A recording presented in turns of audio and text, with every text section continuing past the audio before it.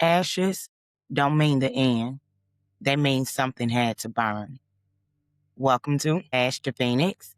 I'm Queen Anne, the Transformer, and this is Truth Be Told, where we stop running and start looking in the mirror, where accountability becomes power and healing becomes transformation. This is your reminder you are not stuck, you are becoming. There's something a lot of people don't realize.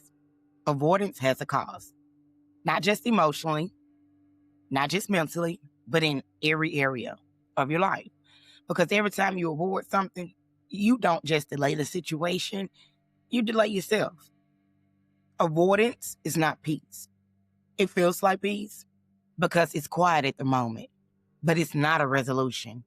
It's postponed, and what you postpone, you carry. So let's really talk about it. Avoidance looks like saying, I don't know, when you actually do.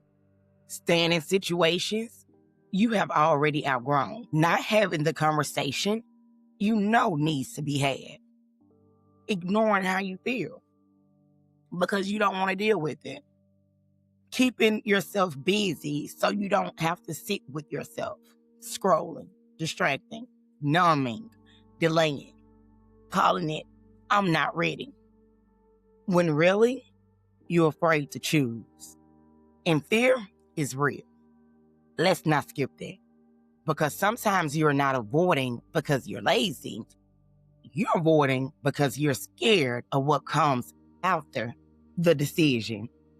Scared of losing people, scared of being alone, scared of making the wrong choice, scared of being seen differently, scared of stepping into something unfamiliar. So instead, you stay. You delay. You wait. And life starts to feel stuck. But here's the truth. You're not stuck. You're just not moving. And there's a difference. Being stuck means you can't move. Avoidance means you won't. And the longer you stay in avoidance, the heavier life feels. Because now you're carrying the decision that you haven't made, the conversation you haven't had, the boundary you haven't set, the truth you haven't faced. And that weight shows up everywhere. It shows up in your mood. It shows up in your energy. It shows up in your relationships. It shows up in your body because your body feels what your minds keep trying to ignore. That tension, that stress, that uneasiness, that's not random. That's unprocessed truth. And this is where the cycle begins. You avoid, you feel temporary relief. Then the situation returns. Now it's heavier. Now it's louder. Now it's harder. So you avoid again. And now you're in a loop, a continuing cycle of knowing and not acting. And over time, you don't just lose clarity. You lose trust in yourself. Because every time you ignore what you know, you teach yourself that your voice doesn't matter, that your intuition can be ignored, that your truth can be delayed. And that is where disconnection begins. So how do you break it? Not with a big dramatic life change, not by fixing everything overnight, but with one decision, one moment where you stop avoiding, where you say, I feel it, I see it, and I'm not going to run from it this time.